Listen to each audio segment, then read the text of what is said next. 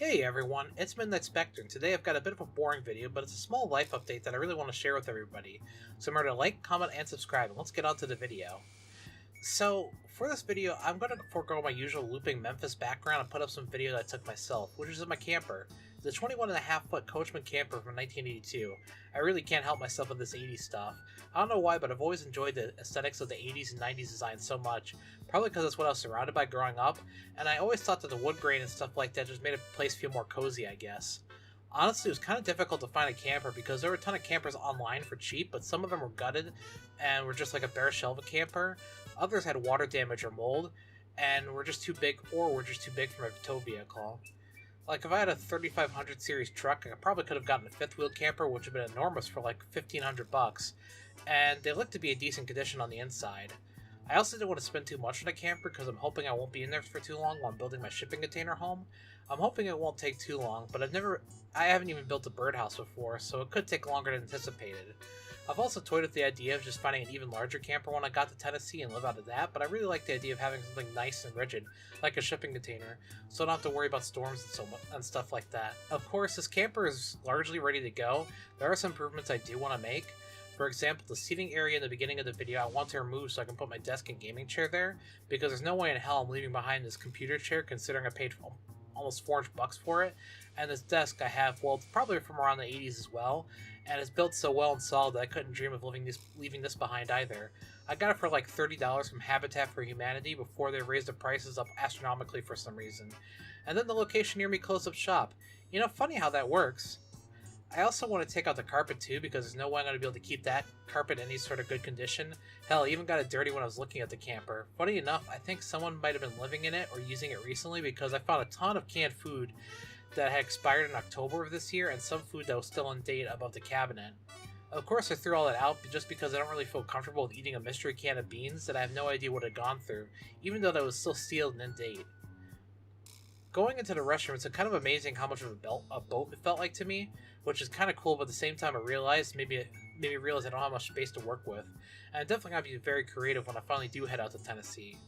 One thing I'm really worried about is hidden water damage, so I made sure to open up each cabinet to make sure there wasn't any hidden mold, because I've gotten extremely sick, and I mean extremely sick, from mold.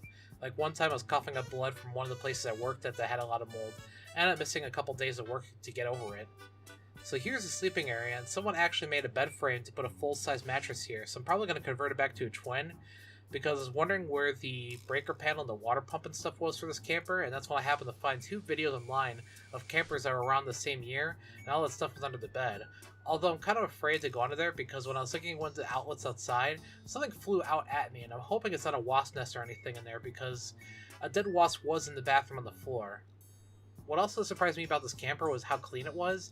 I'm sure the person I bought it from did some cleaning, but I'm not surprised I didn't find like a ton of mouse droppings, which is pretty common for that stuff that sits outside around here.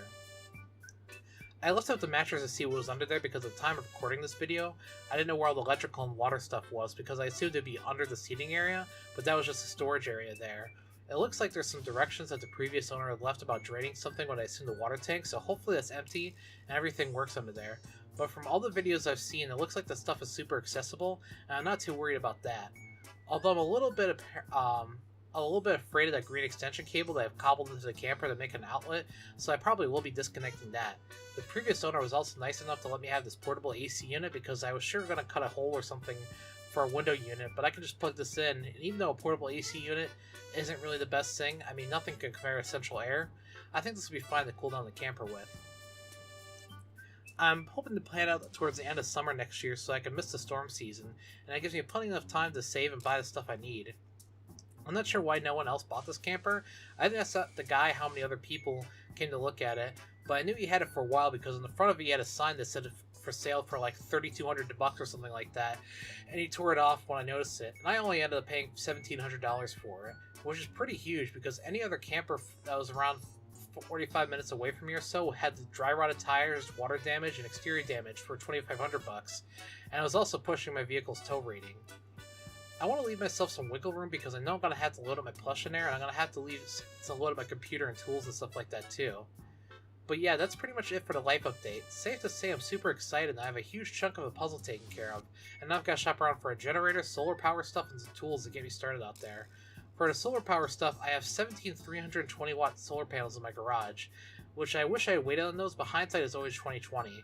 The power storage, I was thinking about getting these Blue Yeti 5 kilowatt hour batteries that are pretty expensive, even refurbished, but I'd rather go with those than buying something like a server rack battery and a charge controller, since I don't hear great things about some of the charge controllers. I noticed that all the batteries didn't have a warranty, and they look to be no-name batteries that somebody put their brand on that were trying to sell for $1,500 on eBay. And plus, since I'm going to use lithium for storage, I wanted to have a warranty and at least a real company to buy from, since I don't want to catch on fire or anything. I hope everyone enjoyed this week's video, and I hope everyone remembers to like, comment, and subscribe, and stay tuned for next week's video. See you!